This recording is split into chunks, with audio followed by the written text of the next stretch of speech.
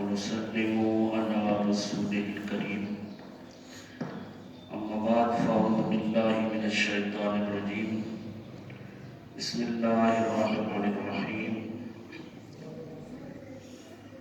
سبحان الذي أسرى بعبده ليلا من المسجد الحرام إلى المسجد الأقصى الذي باركنا حوله من آياتنا إنه هو السميع البصير فقد قال الله تبارك وتعالى في المقام الآخر بسم الله الرحمن الرحيم وما خلقت الجن والإنس إلا ليعبدون صدق الله العظيم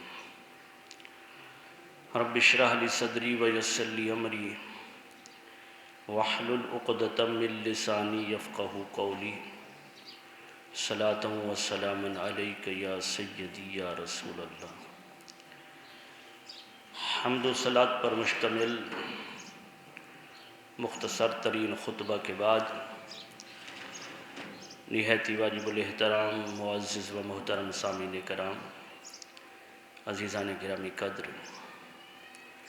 اللہ رب العزت کے فضل و کرم سے، اس کی دی ہوئی توفیق سے بندہ ناچیز نے، حقیر نے، فقیر نے آپ احباب کے سامنے اللہ رب العزت کی مقدس و مطہر کتاب میں سے مقدس آیات کریمہ کو تلاوت کرنے کا شرف حاصل کیا ہے۔ دعا گو ہوں کہ اللہ تبارک و تعالی مجھ بندہ ناچیز کو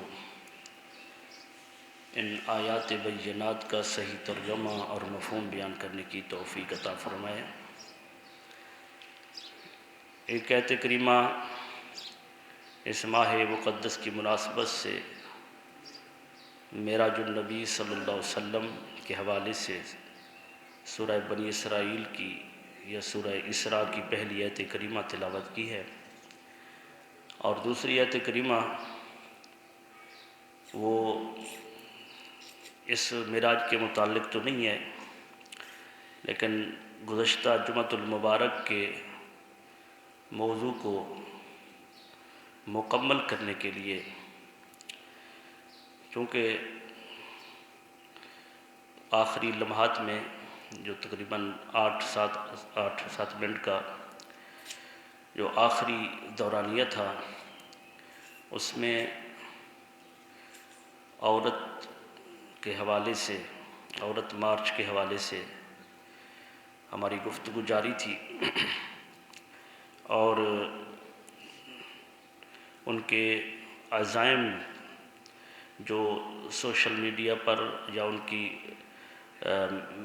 میڈیا ٹیبل ٹاک پر جو گفتگو ہو رہی تھی، تو اس حوالے سے جو میرے ذہن کے اندر باتیں تھیں وہ میں نے کی، کچھ باتیں سخت بھی ہو گئی، کیونکہ شریعت اسلام کا معاملہ جب بندہ سنتا ہے، مسلمان مومن، تو دل کے اندر وہم و گمان کے اندر ایک غصہ آتا ہے، اور یہ غصہ آنا فطرتی بات ہے۔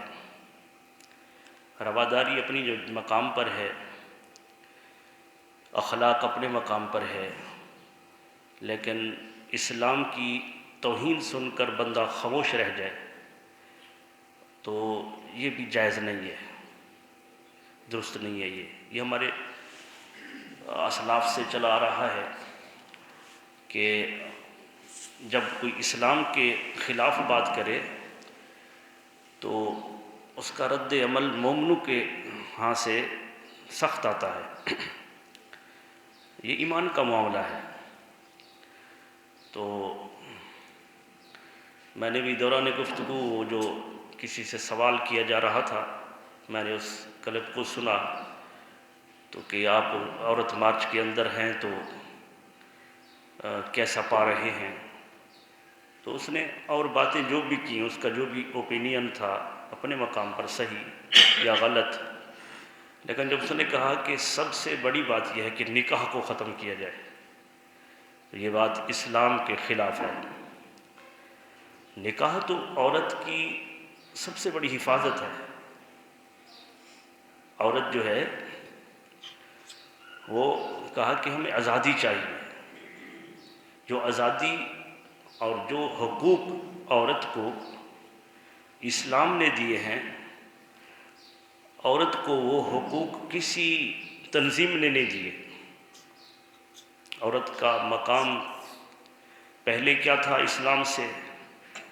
بخاری شریف کی حدیث بیان کر رہا تھا کہ وہاں پر عقد کے نام سے، نکاح کے نام سے چار طرح کے نکاح موجود تھے.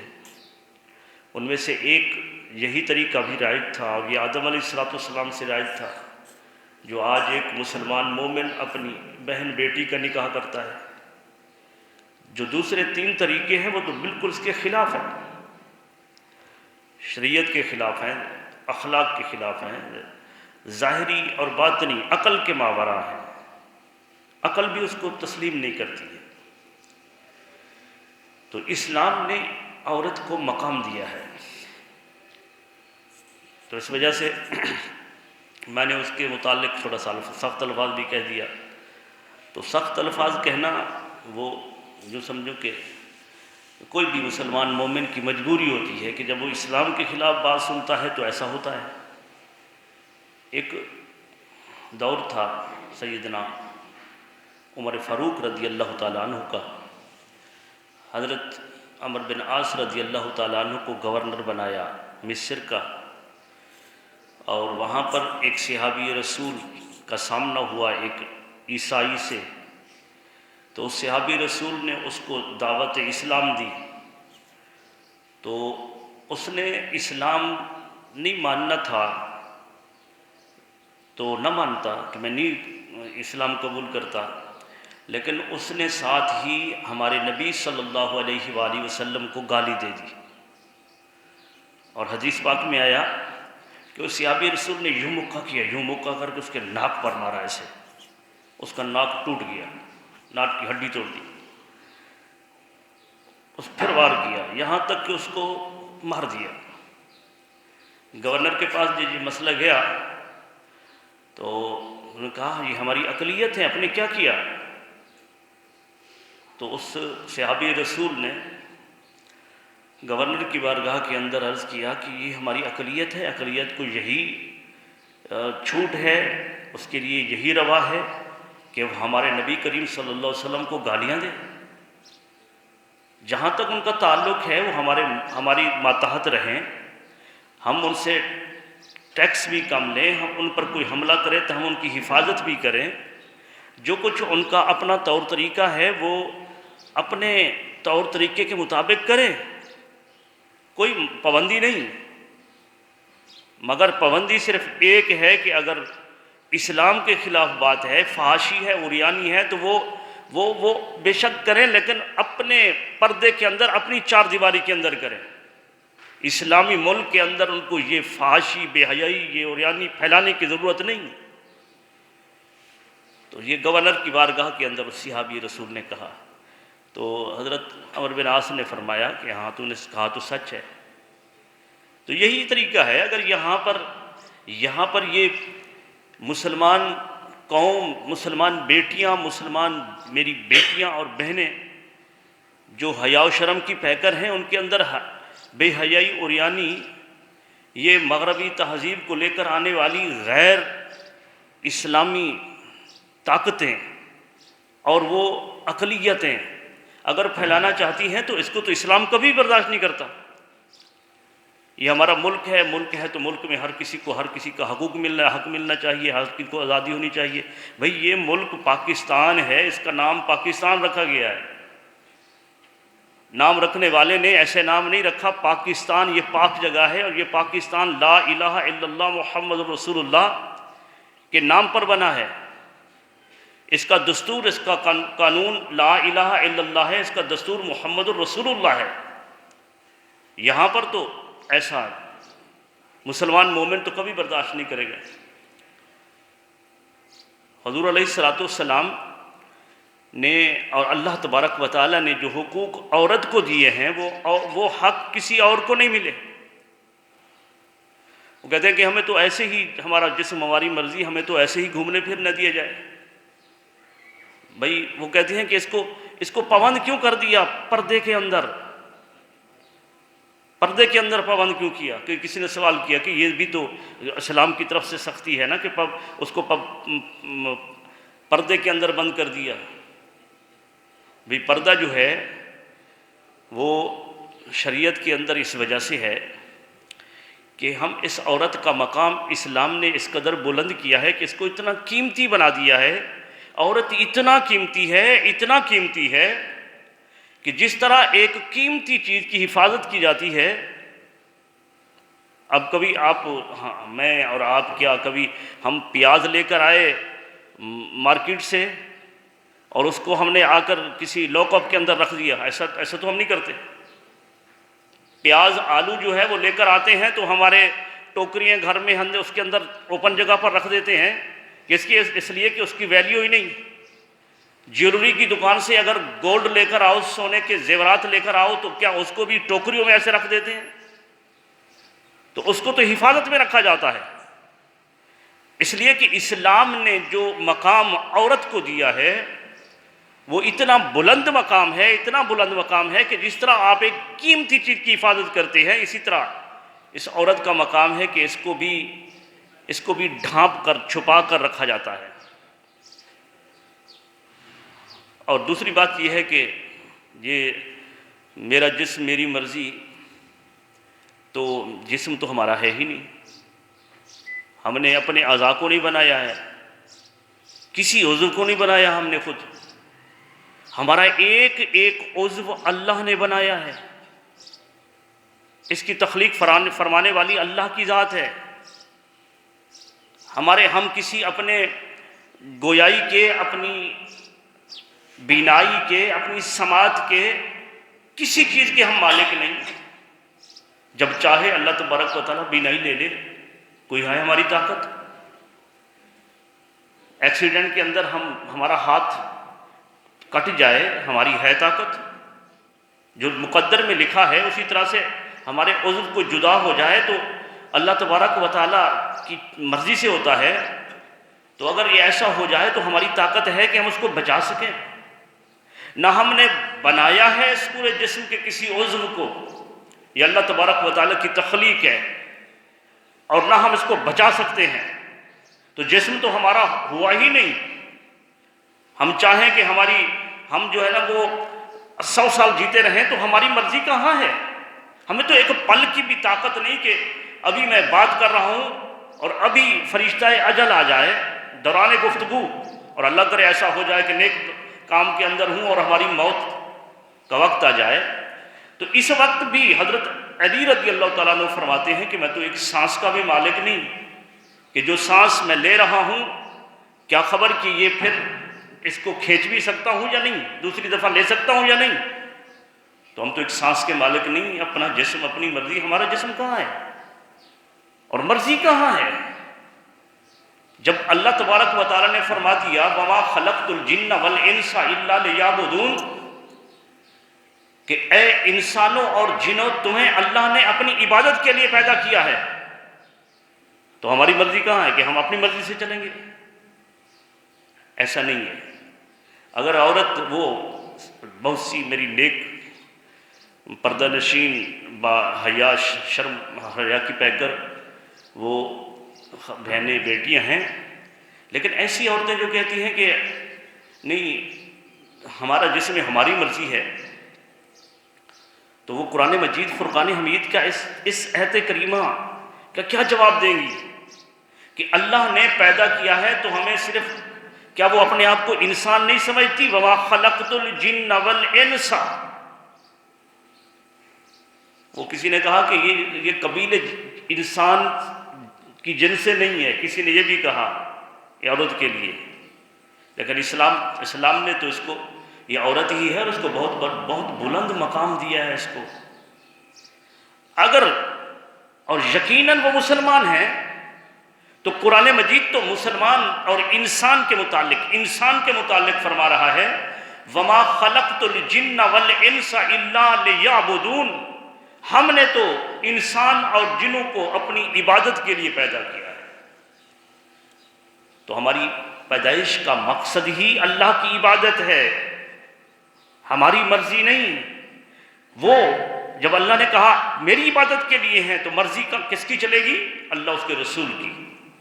جو اللہ نے فرما دیا یہ اس راستے پر چلو، رسول نے فرمایا اللہ اس کا رسول، یہ راستہ ہے، اس پر چلنا ہوگا، اسی پر چلنا ہوگا۔ وما خلقت الجن والانس الا لیعبدون۔ تو انسان کو اللہ تبارک و تعالیٰ نے اس پر اپنی مرضی، کہ اللہ کی مرضی ہے کہ تم عبادت کرو، اللہ کی مرضی ہے کہ تم نماز پڑھو، اللہ کی مرضی ہے کہ تم زکوٰۃ دو، حج کرو، زکوٰۃ دو اور روزے رکھو اور نیک عمل کرو، صدقات دو، اخلاق اچھے بناؤ، ایک دوسرے کے ساتھ اچھا برتاؤ کرو۔ یہ اللہ تبارک و تعالیٰ یہ چاہتا ہے۔ تو جو اللہ چاہتا ہے وہی کچھ ہوگا، یہ نہیں چلے گا کہ ہمارا جسم ہماری مرضی۔ اللہ تبارک و تعالیٰ نے عورت کو تو یہ مقام دیا ہے کہ وہ کسی نے سوال کیا کہ یہ عورت کا جو ہے نا وہ پھر وراثت میں حصہ آدھا کیوں ہے؟ وراثت میں میں نے کہا کہ اس میں بھی عورت کو مرد سے بلند رکھا ہے۔ حالانکہ عورت جو ہے، عورت اپنے کام کاج کرنے کے لیے وہ اگر کہیں سیفٹی ہے جہاں وہ صحیح طریقے سے اسلام کے مطابق صحیح طریقے سے اپنا کام کر سکتی ہے تو اسلام نے اجازت دی ہے۔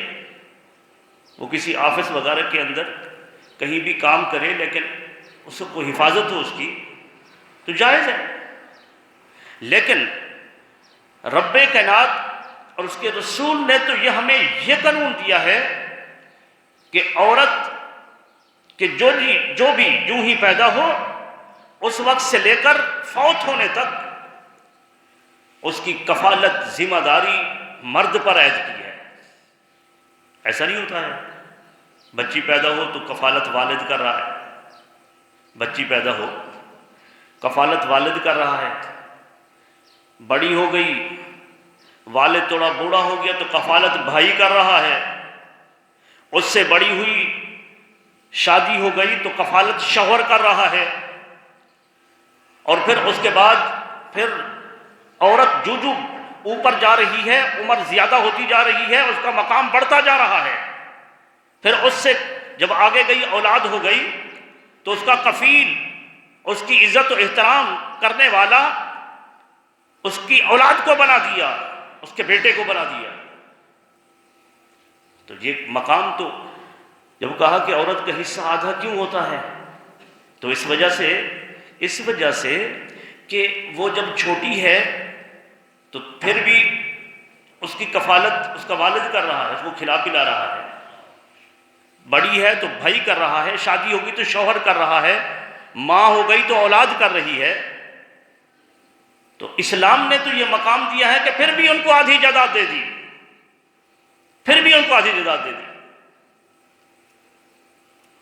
وہ اول اسلام تھا۔ تو قرآن مجید میں آتا ہے کہ جب کسی کے گھر میں بچی پیدا ہوتی تھی تو وہ بچی کو زندہ ہوتے مار دیتے تھے، اور قرآن مجید فرقان حمید نے فرمایا وَإِذَا بُشِّرَ أَحَدُهُمْ بِالْأُنثىٰ، جب کسی کو مؤنث کی خوشخبری دی جاتی کہ تمہارے گھر میں بچی پیدا ہوئی ہے، اس کو بشارت دی جاتی، تو آج ہمیں بشارت ملتی ہے، ہم بھی کہتے ہیں کہ تمہیں مبارک ہو، اللہ نے تمہیں اپنی رحمت عطا کی ہے، تو بیٹی کو اللہ کی رحمت قرار دیا ہے۔ جس گھر میں بچی پیدا ہو تو وہاں اللہ کی رحمت آ گئی ہے، یہ بچی یہ عورت کا مقام ہے۔ اور ایک زمانہ جہالت کا وہ وقت تھا کہ جب عورت کے لیے کہا جاتا کہ تمہارے ہاں بچی پیدا ہوئی ہے تو جس کے گھر میں پیدا ہوتی وہ شرم کے مارے اس کا سر جھک جاتا تھا، کہ میرے گھر میں میرا بھی داماد ہوگا، میرا بھی بہنوئی ہوگا، تو اس حوالے سے ان کا سر جھک جاتا تھا۔ لیکن آقا علیہ الصلوۃ والسلام اور نے فرمایا کہ اس وقت پھر ایسا ہوتا تھا کہ بچیوں کو زندہ درگور کر دیتے تھے۔ وہ گھر کا مالک آتا اور سارے رشتہ دار اکٹھے ہو کر کہتے تھے کہ آپ بتاؤ، بزدلی کی زندگی، شرم و حیا کی زندگی گزارنی ہے یا بے شرمی کی زندگی گزارنی ہے؟ کیا تم بھی چاہتے ہو کہ تمہارا داماد ہو؟ اگر بے حیائی، یعنی اس بات کو بے حیائی سمجھا جاتا تھا داماد کا ہونا، اگر یہ ایسا کرنا ہے تو پھر بچی کو زندہ رہنے دو، اور اگر تمہاری غیرت ہے تو پھر اس بچی کو زندہ درگور کر دو۔ پھر ایسا ہوتا، گڑھا کھود کر بچی کو زندہ درگور کر دیا جاتا، یہ دونوں ٹانگوں سے پکڑ کر زمین پر یوں ایسے پٹک کر مار دیا جاتا۔ قرآن مجید فرماتا ہے کہ وہ لوگ جنہوں نے بچیوں کو زندہ درگور کیا، نابالغ بچیوں تک جنہوں نے اب بچیوں کو قتل کیا، آخرت کے دن رب کائنات کی بارگاہ کے اندر کھڑے ہوں گے، کٹہرے کے اندر کھڑے ہوں گے، رب ذوالجلال ان سے حساب لے رہا ہوگا، ہر کوئی اپنے اپنے حساب دے رہا ہوگا، ہر کسی سے رب کائنات مخاطب ہوگا کہ تو نے یہ ظلم کیوں کیا، یہ ظلم کیوں کیا، یہ ظلم کیوں کیا۔ لیکن جس وقت بچیوں کے قاتل کی باری آئے گی، وہ سفاک باپ جس نے اپنی بچیوں کو زندہ درگور کیا تھا، جب اس کی باری آئے گی تو رب کائنات اس قاتل سے اپنے رخ کو پھیر لے گا، اللہ تبارک و تعالیٰ اس سے کلام بھی نہیں کرے گا۔ اور پھر کس سے کلام کرے گا؟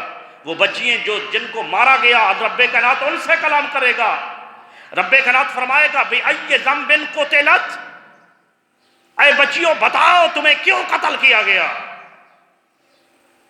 مفسرین کرام نے فرمایا کہ یہ وہ سفاک باپ، وہ سفاک بھائی جس نے اپنی بہن بیٹی کو قتل کر دیا، رب کائنات کی غیرت گوارا ہی نہیں کرے گی کہ اس سے کلام کیا جائے۔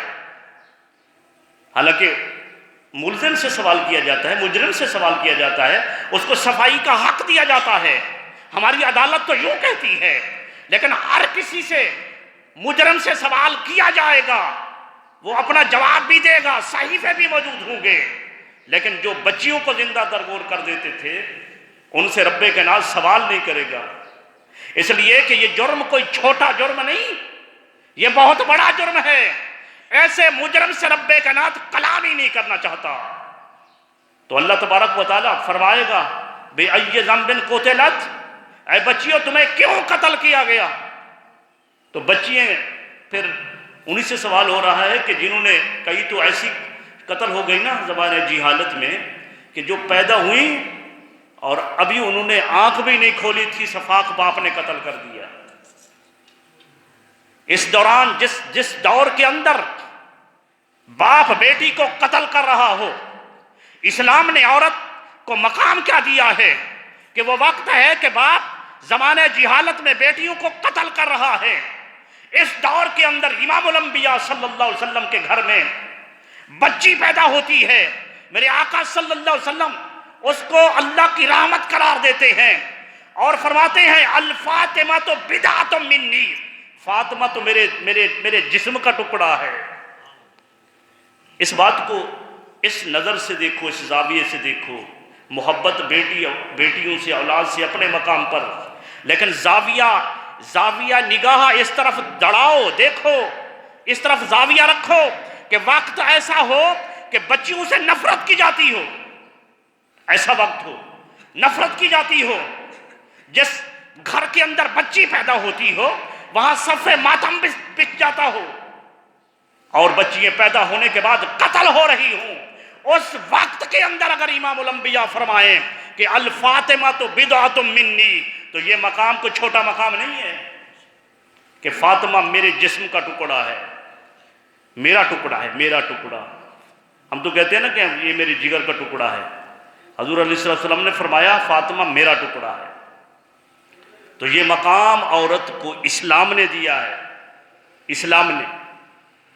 یہ بات تو آپ نے سنی کہ زمانہ جہالت کے اندر والدہ جو ہے وہ ترکے کے اندر تقسیم ہوتی تھی، ترکہ تقسیم ہو رہا ہے تو والدہ بھی کسی بیٹے کے حصے میں آ گئی، کسی کے حصے میں آ گئی، لیکن بیٹے کے حصے میں آئی نا، یہ بات تو اپنے مقام پر معروف تھی، مشہور تھی، عام تھی۔ تاریخ یہ بھی بتاتی ہے کہ ایک 3 بھائی تھے، اور جب انہوں نے ورثہ تقسیم کیا تو والدہ کو لینے والا کوئی نہ تھا، انہیں 9 درہم کے اندر والدہ کو بیچ دیا۔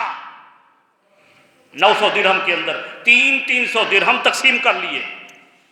یہ اولاد تھی، یہ مقام تھا عورت کا۔ اسلام نے یہ مقام دیا عورت کو۔ ماں تھی نا، ماں تھی۔ کیا ہو رہا ہے؟ ورثے میں تقسیم ہو رہی ہے۔ کیا ہو رہا ہے؟ بیچ کر ان کی قیمت کو تقسیم کیا جا رہا ہے۔ اسلام نے یہ مقام دیا ہے کہ آقا علیہ الصلوۃ والسلام مصلی پر حاضر ہیں۔ آقا علیہ الصلوۃ والسلام کا وہ آخری جس میں آقا علیہ الصلوۃ والسلام پھر اسی سن ہجری میں وفات پا گئے، مسجد نبوی کے اندر میرے آقا صلی اللہ علیہ وسلم مصلی امامت پر اقامت کے لیے قائم ہیں، صفیں بنی ہوئی ہیں۔ میرے آقا صلی اللہ علیہ وسلم کا چہرہ اچانک صحابہ کی طرف مڑ جاتا ہے، اور میرے آقا فرماتے ہیں کاش میری والدہ زندہ ہوتی۔